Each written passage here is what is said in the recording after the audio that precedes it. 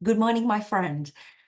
Today's Thursday, so I'd like to send out an email on a Thursday occasionally to give you guys some kind of useful information, some kind of tool or something you can implement in your life straight away.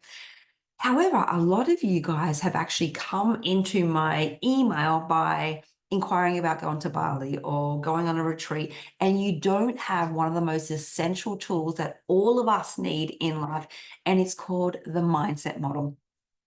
The mindset model transforms the way you think and transforms the results that you get in your life. So I want to teach it to you really, really quickly. So grab yourself a cup of tea, like I have. I got my morning cup of tea, Earl Grey for me. And I'm going to go through, I talk really fast. So do your best, keep up, but this is going to help you. Okay. So free coaching tool for you today. For those who don't know me, I've been in the health and fitness industry for 30 years. What brought me to the health and fitness industry is a near-death experience when I was 19 years old.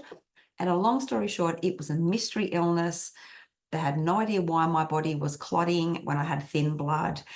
But I soon learned I worked out that I used to say, you boil my blood over and over again.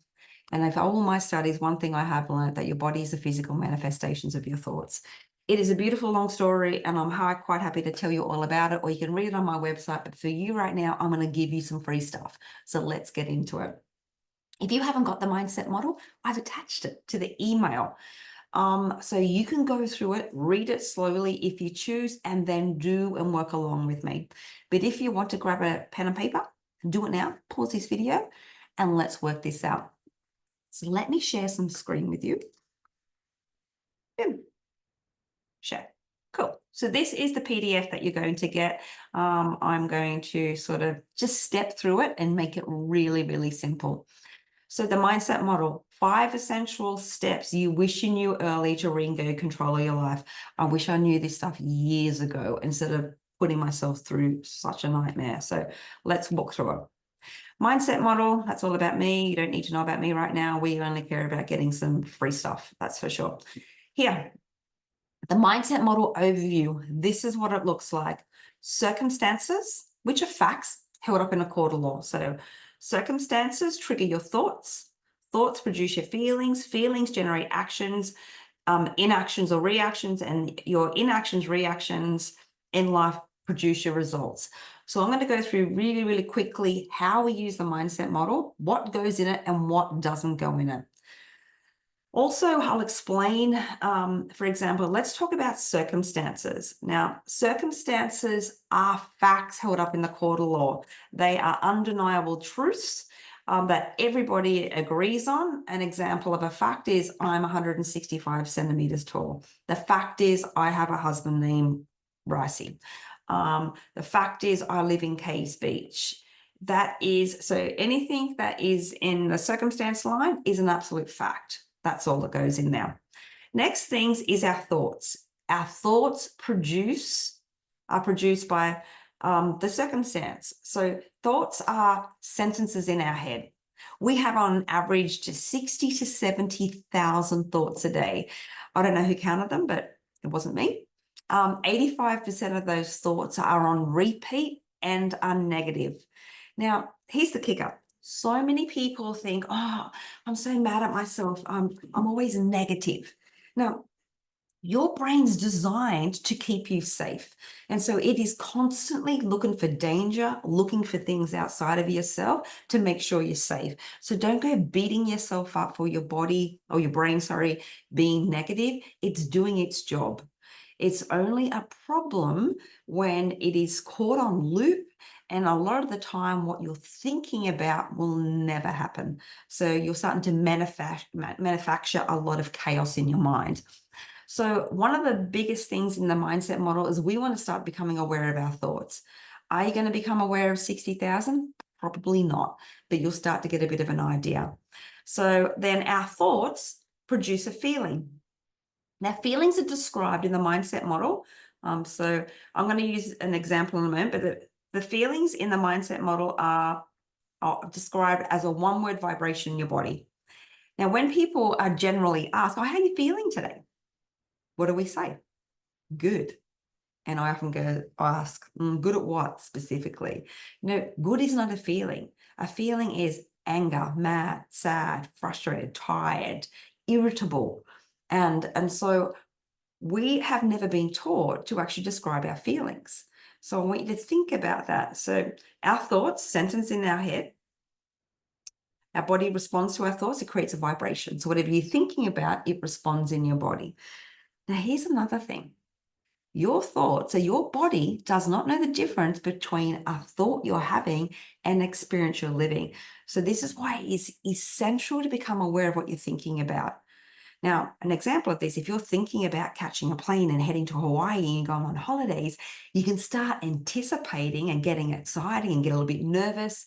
Your body may respond where you run off to the toilet, or you may be able to all of a sudden pack a bag in 10 seconds and get things done. It's really, really important to pay attention to what you're thinking about. Also, the same is true if you're thinking about your end of financials coming in, the bills coming in, things are going to happen in the future, then all of a sudden your body responds in a bit of anxiety or fear, and your whole internal and external body will respond. Another example is if you start thinking about the past and what had happened in the past, and if you're really sad and anxious, your autonomic nervous system, your fight or flight, will start acting accordingly as well. So your parasympathetic nervous system, which is your rest and repair and rest and digest, may actually get down-regulated, and your anxiety, your sympathetic nervous system, could start to really kick up a fair bit.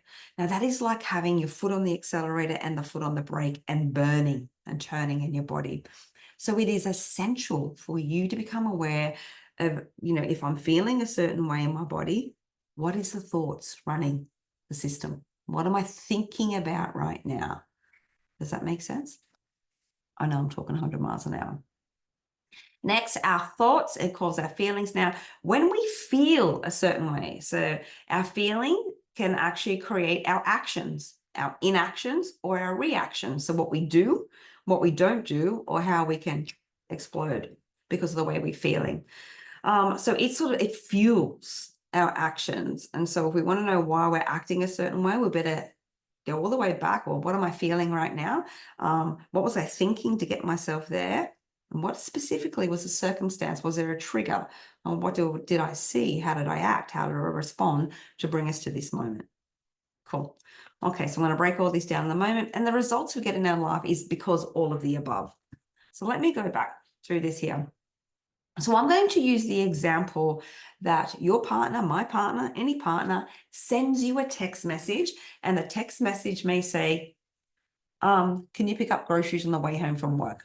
So right up in here, and I've used this example, partner has text, if you could pick up groceries for dinner on the way home from work. Now, there's many thoughts you can have to that, but we're going to try and use a negative thought first, and just say the negative thought is, why don't they pick up the groceries? They're being lazy. Now, remember, the text message is neutral. It is what it is. And it actually has no power until you add thought to it. So if you choose to use that thought, then how are you going to feel? So let's just throw that around. Most likely, if you're thinking, why don't they get the groceries? I'm not their slave. This may trigger like some anger and some resentment. And the moment you feel anger and resentment, then what can happen from here? Then you start thinking more things. So you go into a bit of a thought loop. Oh, when I'm feeling anger and resentment, I start thinking about all the things he expects me to do in life. I'm sick of this. This is ridiculous. I don't want to live like this. And you can get yourself caught up in a loop. So how do we act and enact or react if I'm feeling anger and resentment? Now, in this case, I think I've used here, I could start venting to others. So, somebody might ask, oh, how you feeling, Ray? How you feeling? I said, I'm angry because my husband just sent me a text message and asked me to pick up groceries on the way home from work. Like, seriously? Does he think that I've got time? Why doesn't he get groceries? And in this example, I said, I'm angry because my husband sent me a text message, but that's not the fact. I'm actually angry because of the meaning I gave the text message. The text message is neutral. The feelings actually come from the fact that I believe that he's been demanding and lazy. Does that make sense? So the circumstance is still the text. The thought is he's been demanding and lazy. The feeling is anger and resentment. Now, how do I act, enact, or react? What am I going to do when I'm a bit cranky like that?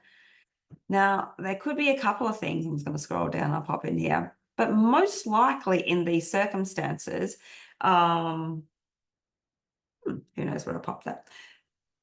Well, in the action, sorry, here is I might even give him a silent treatment when he comes home from work. Now, when he might walk in the door and not even realize and think, bugger you, expecting me to get the groceries. And the results I will guarantee get when I ignore my husband and he walks home from work is disconnection. He'd be looking at me like, what's wrong with you? Nothing. And we will be disconnected. Is that what you want? Most likely not. So this is where we get the chance to actually look at this differently to get a different result. So let me go back and see if I've actually popped it in here. Who knows what I put in here?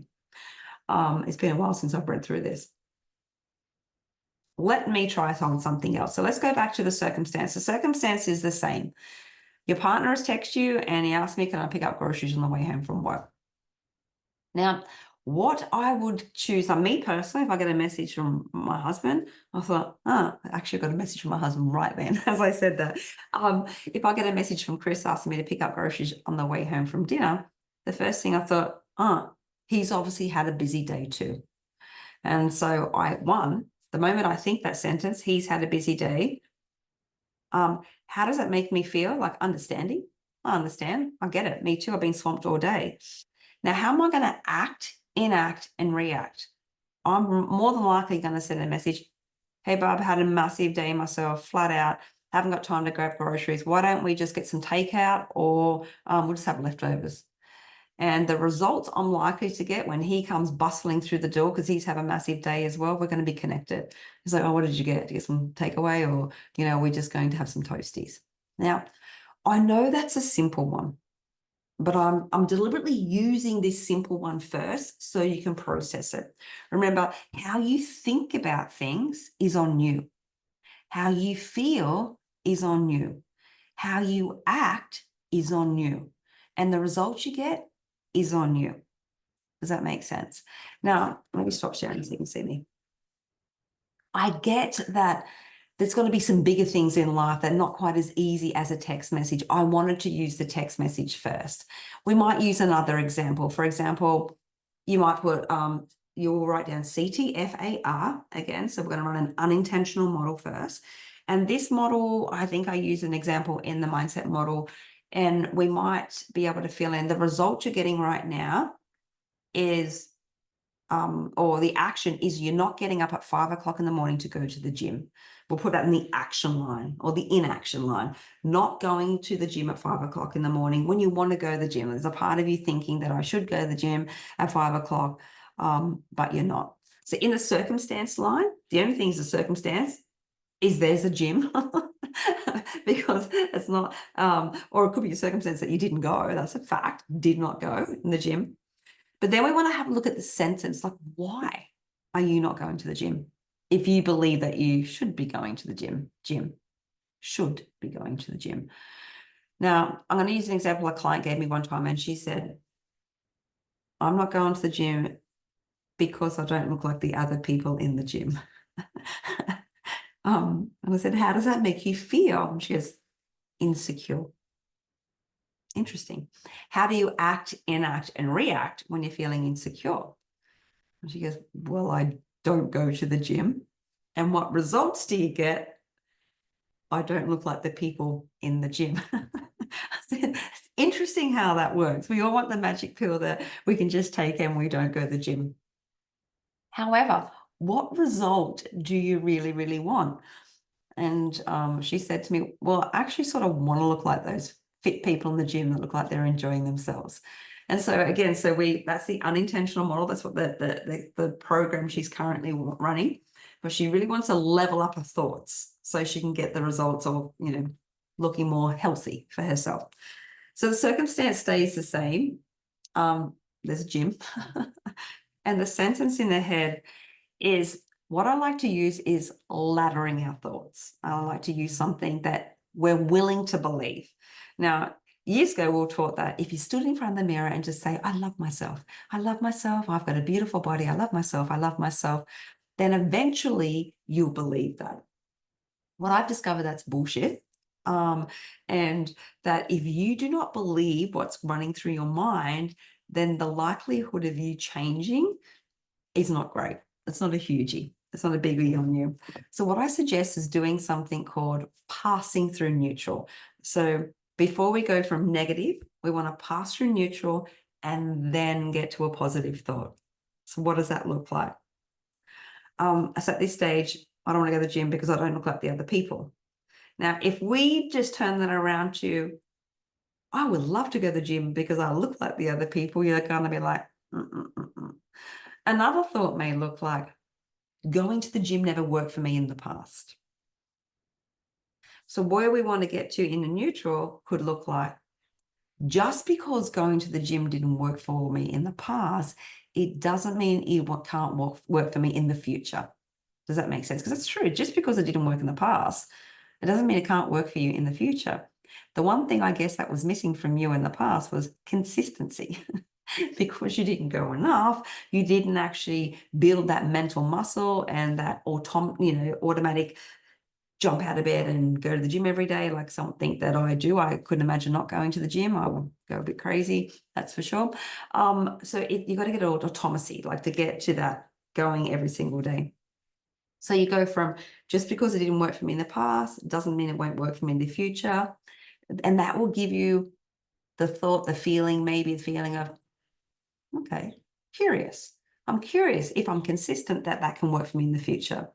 So, and when you're curious, how will you act, enact, or react? You're likely to lay your clothes out and get yourself to the gym. And the results that you'll get is, in the future, you're likely to look like some of those people in the gym. It just give yourself the opportunity to question your bullshit. Now, those people in the gym, and believe me, I've been in the gym industry for many, many years, and I went to the gym 40 kilos overweight after being in hospital. I went there not looking like the other people in the gym. You'd be surprised that those people didn't look like that when they first walked in there either, that they actually built a little bit of mental muscle or consistency as well to get there. So remember, just because currently you're not getting that result, it doesn't mean you won't in the future. All we need to do is to change the sentence. Does that make sense? Just because, your relationship in the past, your husband was being lazy, we think he was being demanding, it doesn't mean in the future it is that way. It is how you act and respond is going to make the big difference in life. I know you go, I don't know about this, Ray. Practice, practice, practice. So what I'm going to suggest that you do next is do a thought download. So grab yourself a cup of tea and you want to start paying attention to your thoughts all day long. From the first thing in the morning when I wake up. Could be, I don't want to go. I don't want to get up today. I'm tired. What's on? Oh, I couldn't think of anything worse than going to work. I couldn't think of anything worse than going to work. If that's one of the sentences running through your head. How does that make you feel when you think that? So for some people, it's anxious. How do you act, enact, or react when you're feeling anxious?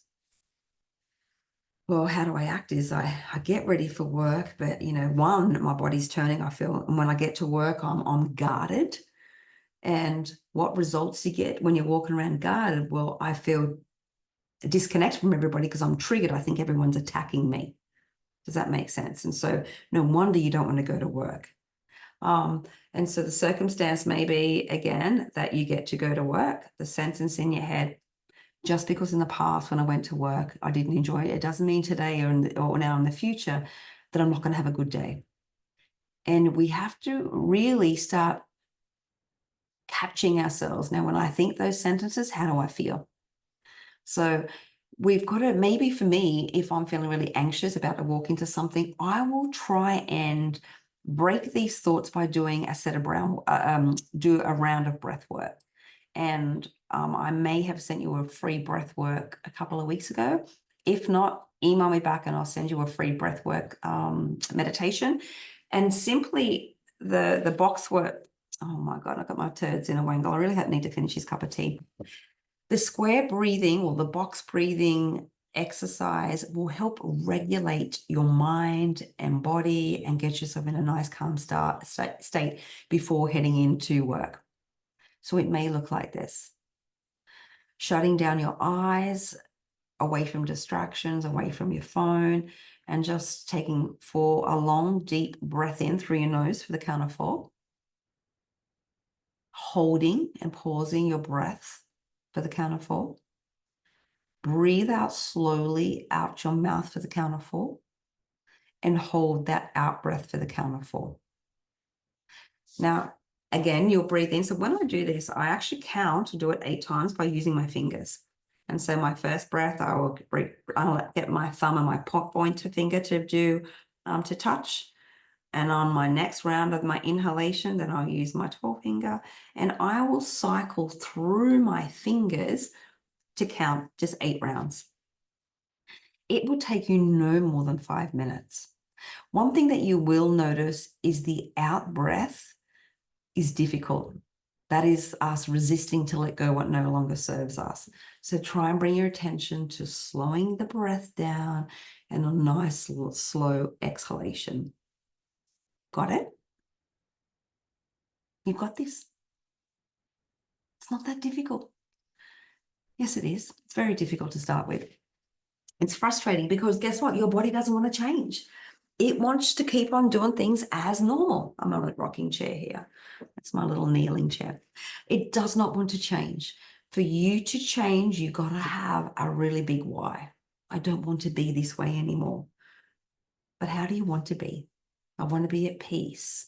I want to, I want to enjoy going to work a little bit more. We're going to have to look for all the reasons and all the things you do like about work. Don't spend the time because your brain, your mind is going to look for you to be right. It's going to look for all the reasons why you don't like going to work. You're going to start, instead of catching all the things, catching them out at work, start catching things in. I actually really like this bit at work. What specifically do you like doing at work? A lot of the time it's like, I hate work. And I'll be like, what specifically about work that you don't like? Is it the whole job? Or there's a part of the job. So break it down. There could be one specific part, not the whole job itself, not what it. So think about that. Okay, there's my rant today. Unfiltered. Jibber, jibber, jibber, jibber. I hope you got something out of it. Have a lovely day, my friends. Happy Thursday.